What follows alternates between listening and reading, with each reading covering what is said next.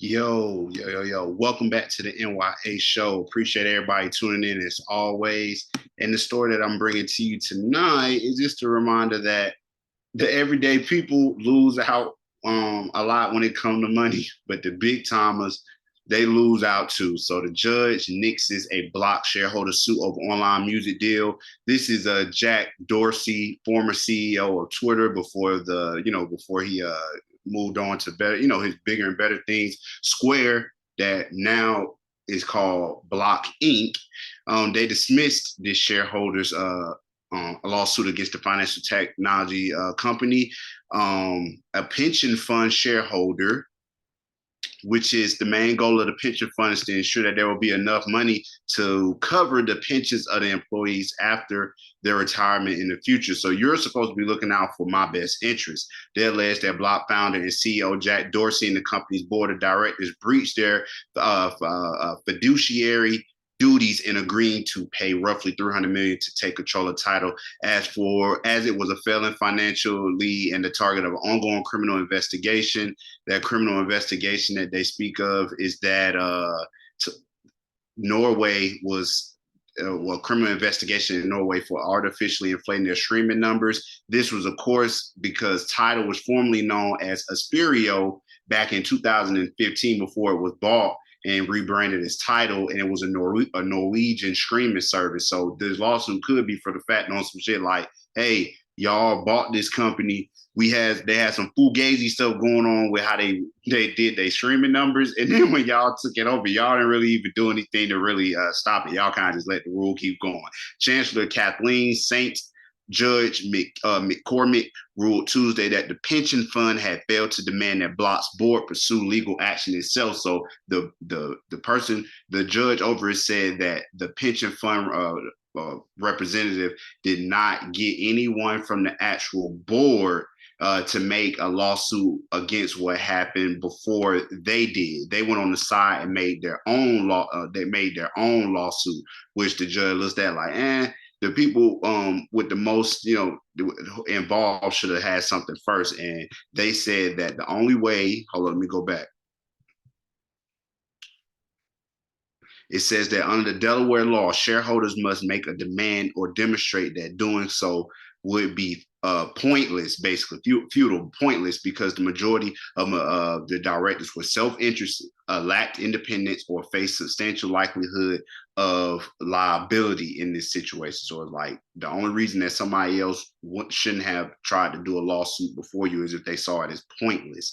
McCormick noted that demand requirement is a manifestation of, it seems by all accounts, a terrible business decision. This is what the judge said of Block's acquisition of TIDAL. So they said that it was a terrible business decision to buy TIDAL. But under Delaware law, however, a board comprised a majority of disinterested and independent directors is free to make terrible business decisions without any meaningful threat of liability, so long as the directors approve in good faith. So as long as everybody washed their hand with it and said that we feel as though that we're making the best decision, they're free to do so. So they were free to sign off on this acquisition of TIDAL. TIDAL, which presented itself as an artist-friendly alternative to other music streaming services, was formed when a group of recording artists led by jayz acquired the Norwegian streaming service Asperio in 2015 for $56 million, rebranded as TIDAL. It struggled to attract subscribers, logging multi-million-dollar losses for 10 consecutive quarters for mid-2020. They just shit on them now.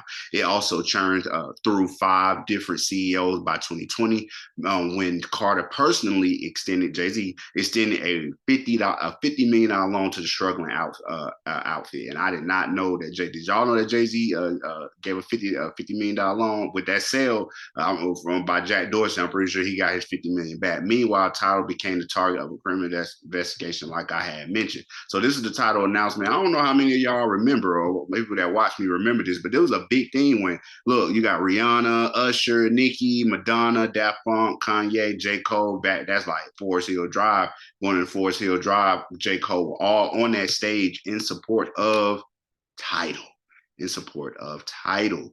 You know what I'm saying? Everybody put their name out there. But they said that after Jack Dorsey went to hang out with Jay-Z, Beyonce, seen that thing move in person, and then seen the God MC Jay-Z right there in his face, that he decided that, hey, Jay-Z got a reputation for doing good business and being a businessman. So maybe I should go into and acquire TIDAL, which he initially said he wrote a letter for $554 million. A management report to the transaction committee in October 2020 raised several red flags. Like I said, they were failing to get the Spotify, what people who were not on Spotify, Apple, or Amazon, they were not going to TIDAL. They were failing to get those subscribers, and they said that TIDAL there were federal lawsuits by performing artists who said TIDAL was withholding royalties that they were owed. A week later, the committee was presented with another report discussing TIDAL's history of quarterly losses, expiration of artist contracts, and $127 million in accrued liabilities. A slide presentation noted by Dorsey was the only person that advocated strongly for the deal because he was the one in charge, which has received substantial pushback from Block senior executives. So he got other people around like, yo, bro, I don't know if we should really do this. Look at the losses that we could potentially take. And he said, I'm gonna still go through with it. They evaluated it back in 2020 for 350.